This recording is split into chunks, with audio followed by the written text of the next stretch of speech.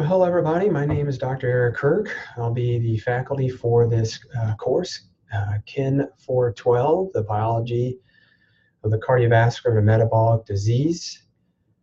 I hope that you'll find this course to be very valuable about understanding the pathophysiology of a variety of metabolic diseases such as atherosclerosis, arterial sclerosis, diabetes, hypertension, etc.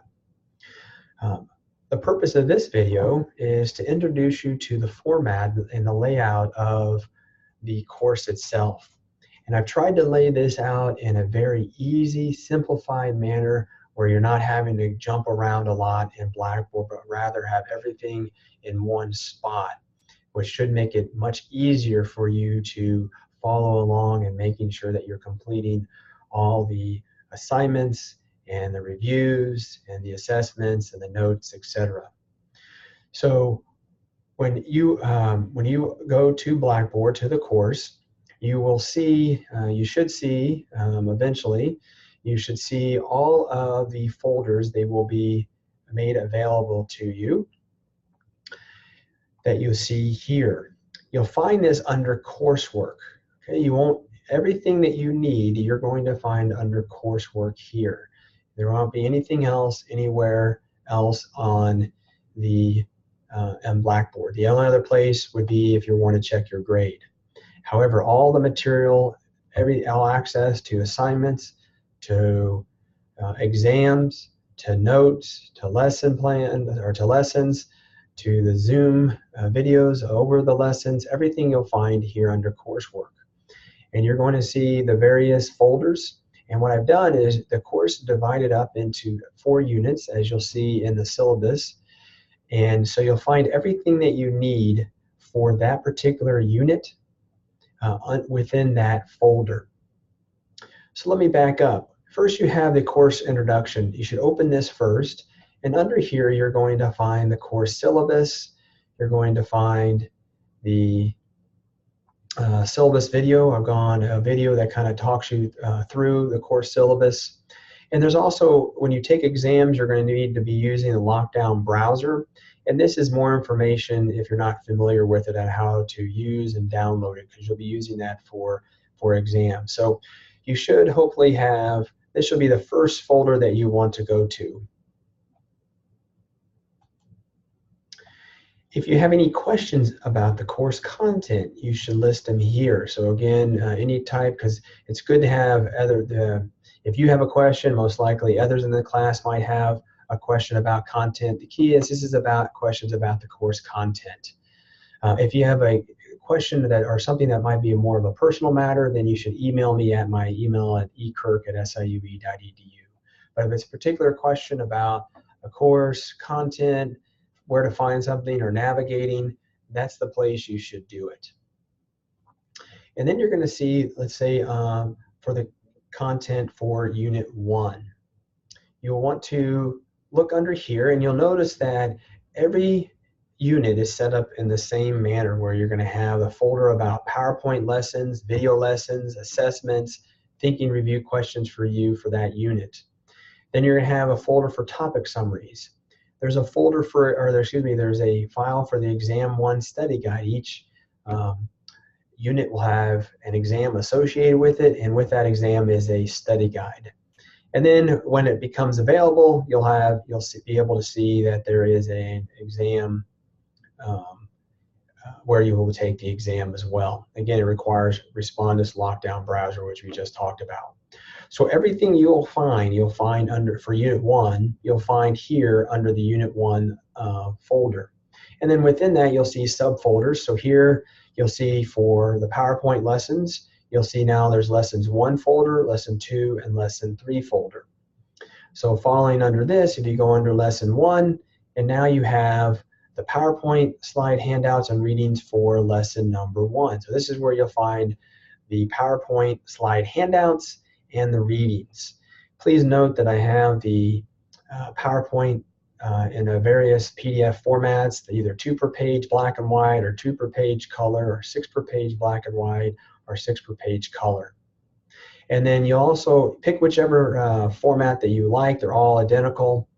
And in a moment, we're going to show you, or we'll talk about the Zoom video that basically goes in the same order as the handout here. So it's best to have the handout available, and then when you're watching the Zoom video over the lesson, you'll be able to take notes. But again, each one is identical, just in a different format.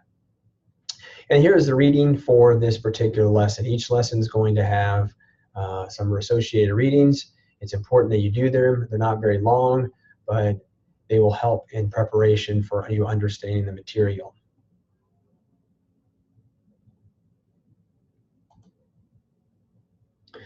So here again, as I mentioned, you have how each of these is laid out is you'll have a video lesson. 1.1 simply means that this is the lesson number 1, and this is video number 1. And it's over the anatomy of the heart. And this will tell you the duration. Most videos are going to be less than 20 minutes in length. And I've tried to provide an overview of the video, what you should, kind of the take-home purpose of them. And you should watch the video. It's a Zoom video. You should be able to have access on, when you click on the video, watch the video, it should pop up on the screen as you see here. And then you should be able to play the video as you see here. All right, so welcome to your first lesson of Chem 412. It's going to deal with the You can widen if you'd like to, make it much wider if you need to. You have closed caption if you would like to use closed caption to the video, etc. Sometimes the video may have been hard to hear. What I've tried to do within the video, because I've tried to embed videos from YouTube within the video for the lesson, because there's times where I stop and I talk about it. Make sure you might have to turn up the volume in some of those cases. But I've tried to put everything, all the videos, everything should be up there ready for you under one lesson, or under one video for video lesson 1.1. I try to separate these in various sections so we can try to add these along the way. It should make it much easier. Here's assessment 1.1. So this is the first time we're going to do assessment.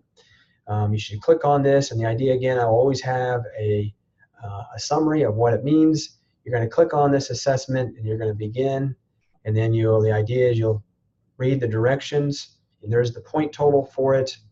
Again, you have multiple test attempts, only the highest grade for this, and this will be explained more in the syllabus video, but you can do these assessments as many times as you want. Only the highest score will be recorded. So you can do this 10 times and only the highest score will be recorded. And let's say you did it and one time you got the highest score, the next time you didn't get the highest score, it doesn't matter.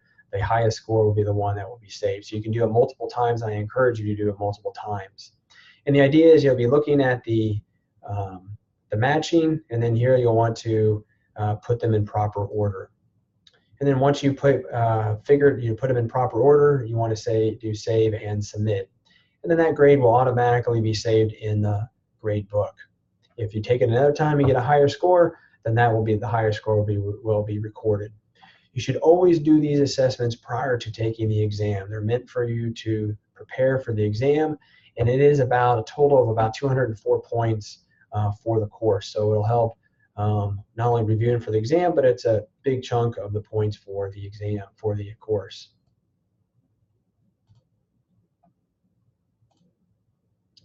Again, here's assessment 1.2, which basically means lesson 1, assessment 2 for this lesson. And you can see doing the same format. So the format's going to be the same for all the assessment, putting everything in proper order. Once you're done with this, again, you should follow and do these things in the order that it is outlined here. And that way, everything builds on one another. You'll see you have video lessons 1.2. Again, you'd want to watch those videos. This video over this part of the PowerPoint lesson. Not pictured here, what I'll do is I'll have in your study guide, you'll have a link to all of the videos that we talk about for this lesson as well. So when you go to the study guide, for this exam, you'll notice that there's going to be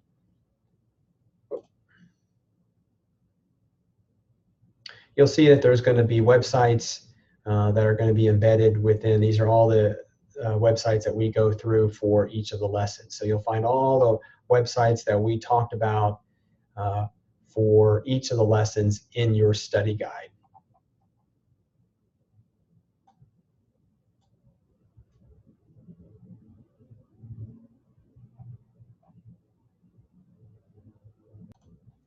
All right, so again, here you'll find lesson number 2. Again, you'll find the same format.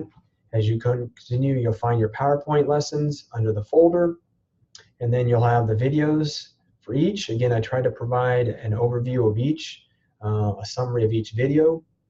Again, if you have the PowerPoint handouts over the lesson, you can follow along with the Zoom video here, the video. Again, follow the same format.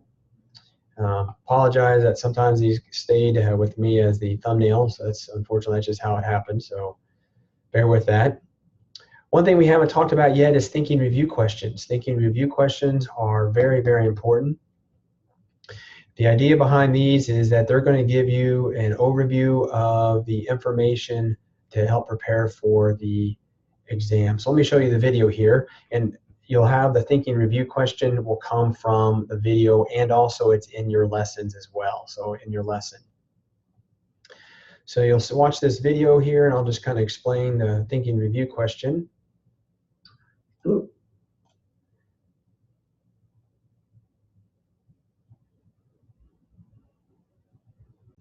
right, so this is the thinking review questions. When in the video, it's going to ask you to complete these. The idea behind the thinking review questions are to help put the pathways in proper order. So you'll see in the notes the thinking review questions over a particular pathway. You should answer them. For example, what would happen to foam cell development, increase or decrease in the intima with the following scenario? And what I've tried to do is I've listed the scenario here, what happens with foam cell development, and then the rationale. Okay. Well, it's important that you prepare and you do these thinking review questions prior to watching the video because they're meant for practice. Okay, so they're meant there for practice. And I've always had the associates. They're always going to be, all these thinking review question videos are going to be set up in the same way, where you have the pathway, the thinking review questions, and then I've listed the answers and rationale of how the answers. The thinking review questions, there's no points associated directly with the thinking review questions. However, students who do these thinking review questions tend to do quite much better on the exam than those students who do not. So I highly, highly encourage that you do the thinking review questions, as they will help in your performance on the exam. All right, so you'll see that again that you have an overview, continuing to go through. Just continuing to go through each of the lessons. You got the thinking review questions over. You'll notice that the format pretty much stays the same, where you'll watch a video, do an assessment. They'll do, if there is an associated thinking review question for that pathway, then you should complete that before you go on to the next section of the lesson. All right, so they all follow the same format.